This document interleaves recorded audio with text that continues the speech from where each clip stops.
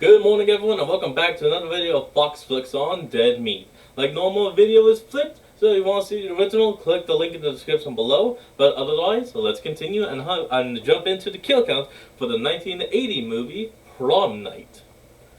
1980 and Prom Night. Okay, let's check it out.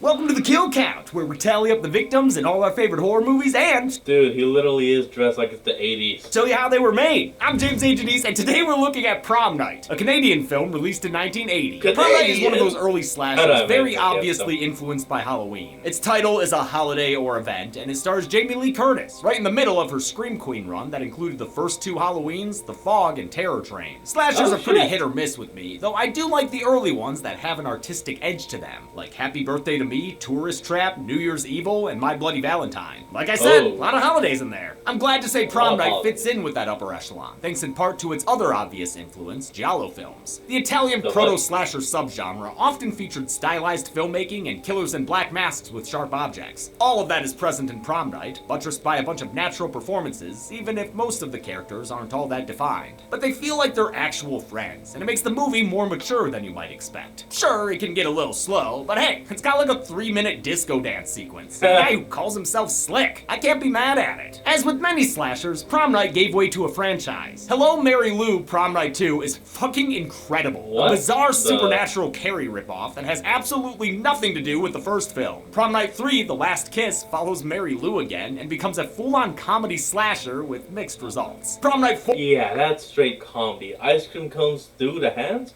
I just realized. Sorry about that, I didn't even realize my light was off. Or Deliver Us From Evil is its own weird fucking thing. And then there was a remake in 2008, because of course there was. It was 2008. For now, I'll only look at the original and part 2, because they're great. Maybe in the future I'll cover the cheap ones and the remake. They're worth watching though. Even if they're dated, they've got charm. I won't hold you to it, James. For the most part. These movies are a flavorful part of horror history. They deserve to have their kills counted. And if this first one's good enough for Jenna Ortega, it's good enough for you, okay? It's just a proper way to do a slasher. Like, if you ever needed some sort of guiding light, I think Prom Night is a really, really great one. Before we get to the... I'm sorry, but my brain, every time I hear Prom Night, just immediately starts playing that Family Guy song, Prom Night Dumps the Baby. I can't, I'm sorry. Kills, I'd like to thank our sponsor. Let me just, pull out the email with their talking points. Alakazing! Whoop. Ing, we're back. That was not timed at all because I didn't hit the right shortcut back then. Damn it. Screw it. Let's just continue. Chance at the high school dance and see how many people die at it. In Albion. Nope, after that. So, alakaboom. Boom, we're back. The movie begins with a bunch of kids chanting the killers are coming. Killers are coming. Killers are coming. Killers are coming. Oh no. They ain't getting psyched for Mr. Brightside though. They're playing hide and go seek in an abandoned building. Just breathing in all that nasty air. But that's how dedicated these 11-year-olds are to this game. I mean, that is an actual kid on an actual roof right now. In this version of H&S, each kid becomes a killer when they're found. One by one, they all join the killers, till you've got yourself an old-fashioned push pile with a little girl getting traumatized for life. They chase 10-year-old Robin Hammond past the fireman pole slides and shout her stuttering ass all the way back up to a window. But these four are playing too hard, man, because after a while... Yep, we get an honest-to-God kid kill by some honest-to-God kid killers. Killers are coming. They done told you themselves. Nick McBride immediately wants to tell someone about this bullying gone wrong, but Wendy's got a point, bro. If we tell anyone, they'll say it's our fault. Now why would they say that? Yeah.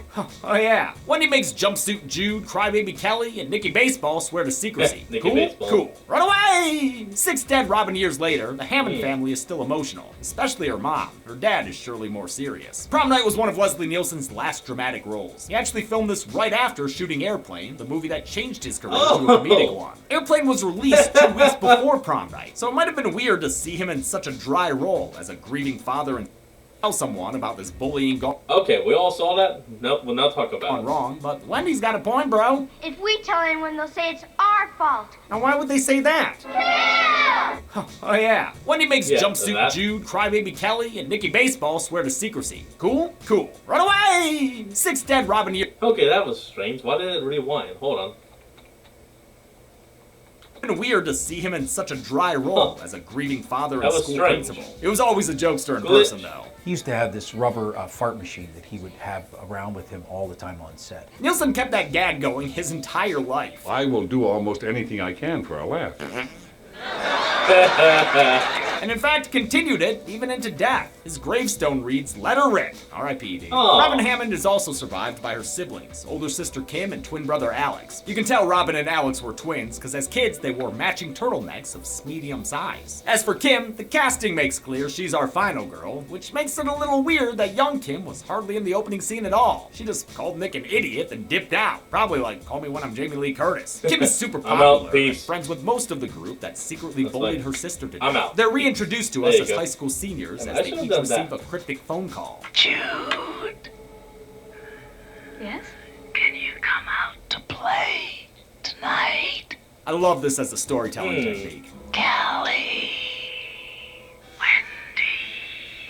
It's a creepy and effective way to 7 show you days. who's who now that they're all grown up. We don't all have a list of names like their caller does, you know? Director Paul Lynch was told to come up with a holiday horror movie by Irwin Yablans, the producer who made Halloween. A billboard inspired the prom night idea, which was married to a childhood revenge storyline from Bob Guza in a screenplay written by William Gray. Yablans didn't end up Damn. getting to produce, though. It was sniped by Peter R. Simpson, who wanted to cast Damn you, Edith Holmes from Simpson! the Brady Bunch as Kim. Lynch pushed for Jamie Lee Curtis, knowing she was the better option to lead this cast of high school students.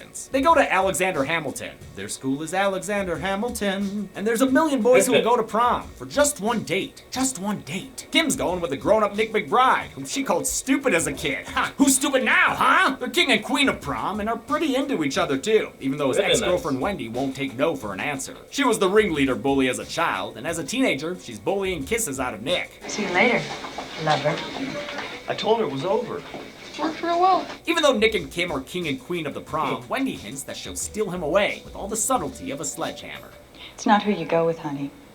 It's who takes you home. Other Hamilton boys eligible Yeah, as no. dates include Lou Pirano, a greasy harassing type, Say goodbye, Lou. Goodbye, Lou. Drew Shinnick, Kelly's boyfriend who's constantly trying to get into her pants, and Seymour Crane, aka Slick, Slick. whose main pitch seems to be, I have a van. Now, since prom night is Giallo I adjacent, do have to admit though, dude has straight up the A-Team van. Who wouldn't get in?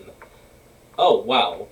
let's get a cop That plot was going bad. up in this bitch. I'm This one sorry. follows Nick's dad, Police Lieutenant McBride, as he tracks down a guy named Leonard Murch who just escaped a mental institute. 6 years ago, the schizophrenic child molester Murch was wrongfully accused as the one responsible for Robin Hammond's death. McBride and his cops chased the guy down and lit him on fire as retributive justice. He got the full Fred Krueger treatment. Now that he's escaped, Murch has got McBride so hard-boiled, he's doing film noir narrations. I've got to get that bastard before he butchers someone else. This whole subplot drags the movie down and ultimately isn't that important. Oh shit, except for this kill I've got to count. They found the damn. body of a nurse Murch killed when he escaped the institute in her car. Other than that, it feels disconnected, probably because it was a late addition to the script. But I do love the contrast between Murch's doctor, Fairchild. I'm sorry, imagine that. It's like, alright, and we're done the filming. We can get this movie into editing. Wait, so there's this one scene we forgot to do. Oh, what is it? Nurse model. Son of a bitch. Fine. I mean, just grab people. It doesn't freaking matter. Let's go. And Dr. Loomis from Halloween. Loomis obsessively shit. hunts Michael Myers because he saw the devil's eyes in him as a kid. Dr. Fairchild says he's not an expert on some guy just because he used to be his doctor. Lieutenant, you're asking me to comment on a catatonic schizophrenic who was disfigured and institutionalized 6 years ago. I'm sorry, Leonard Murch is an unknown quantity now. Anyway, they think that Murch might be back in town and killing people out of revenge. That's what I glean anyway. The look he gives us, I don't think Fairchild wants us to know anything. I think it would be wiser to keep quiet about this for now. What the fuck did we do? Hey, look! He looked at the camera. Hold on, that's an ad. We'll be right back. And we're back. Cafeteria scuffle where Alex Hammond kicks a lot of ass. I mean, I ain't surprised. Dude Damn. walks around hulked out in that white shirt all the time. Seriously, Alex been kinda. Lou wins the fight with a kidney punch, then whines when Principal Dad suspends him instead of his son. As if he wasn't the one who started it by forcefully kissing Kim in a ski mask, the little criminal. Lou would eventually join the other side of the law, where he tragically witnessed his equine partner succumb to a sugary death. Oh. He's a diabetic! There's another red herring subplot with the school janitor, Mr. Sykes. Again, it takes up screen time and doesn't do anything besides give us a butt to look at. I normally wouldn't mention it at all, except this lip licker is played by Robert A. Silverman, a Canadian actor who is in a bunch of Cronenberg stuff and Jason X. There, he played the bizarre Dieter Perez, who had that Skype scene with the professor. Perez was part of our podcast ranking the Friday the 13th side character, so I had to mention him. He was fucking weird. Kim and Nick officially become an item at the nearby bluffs. I love the crane shot they have of this location, though I wonder whose bright idea it was to build a school right next to a cliff. And you know, I gotta say, Nico is kind of a sicko. Dude's kissing on a girl whose little sister he secretly killed as a kid. He tells Kim that he remembers her sister's death. Yeah, he probably thinks about it in the morning when the alarm gives out a warning, out the corner of his eye, seeing that little girl fly. But before he can confess, he's saved by the bell. Scorned by Nick, Wendy links up with Lou and takes him to a burger shop so he can order a bit of butt cheek. It's also so they can scheme. This is the Carrie portion of the film, with Lou as a sort of Cro-Magnon Travolta. They're planning a prom prank to get back at the Hammonds, while at the same time someone else is plotting payback. Let's see, what shall it be? Will it be pigs of blood? Pigs of blood. I meant to say blood of pigs. Damn it! Against Wendy and Jude and Kelly. They all find torn out yearbook photos in their lockers alongside glass shards. The night of the dance lines up with the anniversary of Robin's death, which is why Kim's mom is so absent-minded and sad. Kim and Alex seem to be doing okay though. They get ready for the big dance as Nick waits downstairs, reflecting on how deranged it is he's dating a girl whose little sister he killed. Wendy's ready to kill again tonight, judging by that little red number she's got on. Things so slinky it'd crawl down a whole damn staircase. Too bad Lou's lacking the same sort of style. What the hell is this? Dude, you could have put some effort into it, like one of those, tuck shots is what I was trying to think of. Where's your suit? It's in the trunk.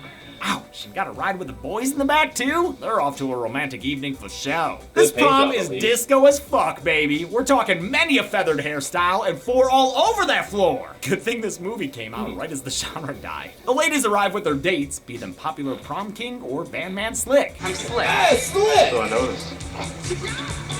Name's Slick. A token, nothing more. Slick for real though, slide Nick that J. Nice. Wendy and Lou arrive in all their resplendent glory, prompting Kim and Nick to go on the defensive and show them up with a dance. With assistant DJ Alex's help, the disco-rific song Prom Night begins, starting a dance sequence that goes on both way too long and not nearly long enough. It's 3 minutes straight of Kim and Nick cutting a rug, and I love it. I also love Zoe's parody in the Halloween They Talk. Despite her star power from Halloween and her Scream Queen lineage, Jamie Lee Curtis had to audition to get the role. Part of why she got it was her dancing skills. No wonder, Wendy and Lou can't exactly keep up. This extensive dance was choreographed by director Paul Lynch's sister and practiced by the actors for 10 days before they shot it. It's heavily influenced by John Travolta in Saturday Night Fever. On set, the cast danced to major disco hits they couldn't afford the rights to, so composers Paul Zaza and Carl Zitterer had to write 6 disco songs in less than a week. They were told to make them as close to the hits as possible. I want you to come close enough that we get sued, but not close enough that they win. We ended up getting sued. Yeah, probably because of this song. He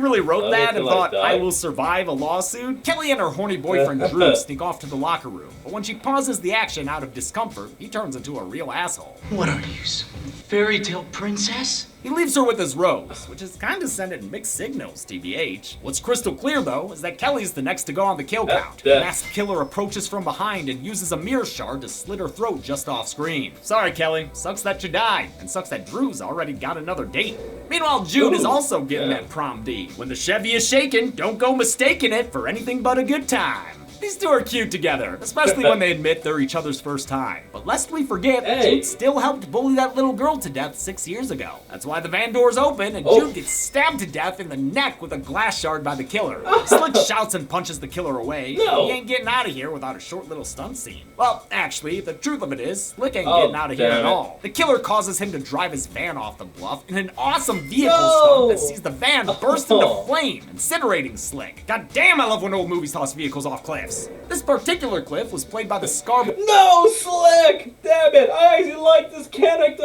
Bluffs in Toronto. Shooting in Canada allowed production to take advantage of the 1975 tax incentives. The high school they shot at was also in Toronto, the Don Mills Collegiate Institute, and they only had a week to shoot in late August before real classes resumed. Wendy's not enjoying herself at the dance, so she steps into the bathroom to freshen up. The killer attacks her with an axe and gives chase.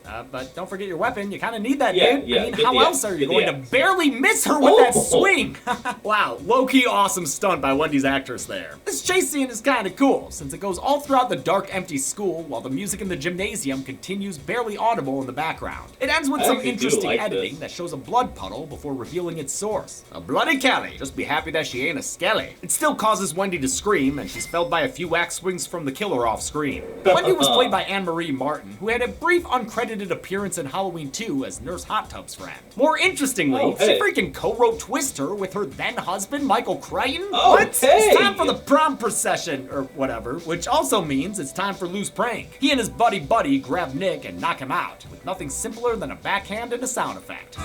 Easy peasy. Nick is succeeded by King Lou, ruler of high school boys who kind of smell like beef jerky. But you know what happens when someone don't like a king? It's off with his head. Lou rolls his little head down the catwalk. Yeah, down the catwalk. Down the catwalk, yeah. They flashed their little bulbs down the catwalk. That is a lot As you of might light. have guessed, the money shot here was done with Lou's actor poking his head through a hole in the floor. Prosthetics designer Warren Keeler did make a fake head though, which was used for some shots and which he kept long after the latex started to decay. Ew. Oh, that's Chaos gross. ensues, but That's Kim valiantly charges backstage to help Mostly because it's brown now. guide her kingdom. I don't mean that as anything bad, but because it's decaying, it's rotting, all that. Safety. Well, she tries to anyway. Welcome to the next Gotta hurt episode. Ah, Kim, you gotta be more forceful, like how Pam was with Reggie in Friday 5. As they limp away, the killer leaps out, but Kim lands a solid hit that stops the attack. She sees his eyes clearly and recognizes him, and follows as he stumbles outside towards the crowd and the police. Kim yells for them not to shoot as the killer collapses to the ground. Then she unmasks him, revealing her younger brother Alex. As a kid, he saw his twin sister Robin forced out of the window by the others. On the 6th-year anniversary of her death, he's been killing them one by one out of revenge. According to his actor Michael Tuff, Alex He didn't mean to kill Slick, but just did it. is wearing lipstick because he's embodying his twin sister during this quest for vengeance. Don't know about all that, but I do know there's a pretty big mistake with this killer reveal. The close-up where Kim realizes who the killer is shows them with brown eyes, even though Alex has blue eyes. That's because in most cases, the killer was played by stunt performer and coordinator Terry Martin, who literally threw himself into the performance. Tuff came up with and performed the creepy voice during the phone calls, though. The movie ends as Alex cries out for Robin and dies? Wait, why'd he die? He didn't get shot or slashed, just bumped with the side of an axe head. Whatever. It's not how many bodies you take to the prom, it's how many you leave it with. Let's find out how many that is and get to the numbers. So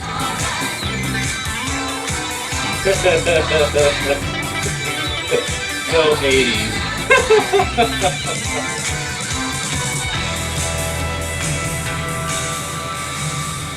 Okay, I think that's enough, James. Oop, oh, that. We'll be right back. And we're back. Let's finish this with the numbers. Actually, hold on. Before we do, flip the camera. We're back. 8 people died in prom night, which feels about right for an early slasher. There were 5 female victims and only 3 male victims, the rare red majority pie chart. In fact, out of the 30 other kill counts I've done with 8 kills, only one of them has had this ratio. Friggin' Treevenge. Hey, watch the Treevenge kill count, please. With a runtime of 93 minutes, Prom Night had a kill on average every 11.63 minutes. Okay. I'll give the Golden Chainsaw for coolest kill to Lou for sure. Great method, great presentation. It deserves center stage. Dull Machete for lamest kill absolutely goes to Wendy. She's the queen bee and gets killed off screen? Highly unsatisfying. And that's it. Prom Night came out in 1980 and helped solidify Jamie Lee Curtis as a Scream Queen. The sequel that came 7 years later would be a whole lot more insane and completely disconnected. I'll show you that batshittery next week. But until then, I'm James A. Janice. This has been the Kill Count. Well, everyone, that's going to be the end of today's video. I hope you all enjoyed this. Remember to like, comment, and subscribe for more. Link to the original will be in the description below. And I'll see all you kids next time when we flick on. This is Fox, signing out. Peace.